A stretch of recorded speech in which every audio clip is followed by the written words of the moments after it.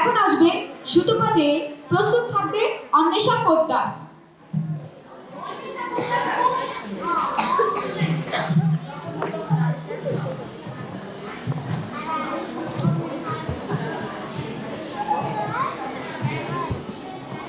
বিচিত্র স্বাদ, রবীন্দ্রনাথ ঠাকুর।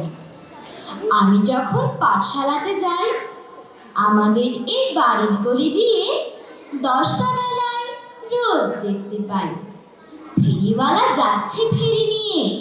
চুরি চাই, চুরি চাই, সে হাঁকে।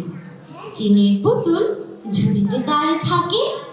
যায় সে চলে যে পথে তার খুশি, যখন খুশি খায় সে বাড়ি গিয়ে। 10টা বাজে, 10:30 বাজে, নাইকো তারা, হয় বা পাছে দেরি। ইচ্ছে করে সেলিট ফেলে দিয়ে অমনি করে বেড়াই বয়ে ফেলি।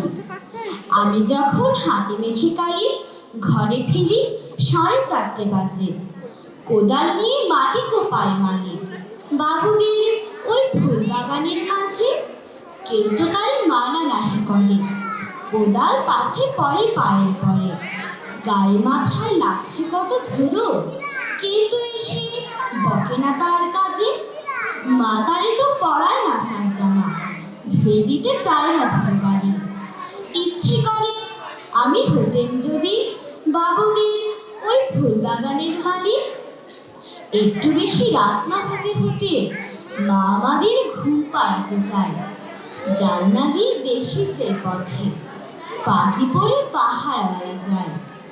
আধার গলি, লোক বেশি না চলে, গ্যাসের আলো মিটমিটিয়ে জ্বলে।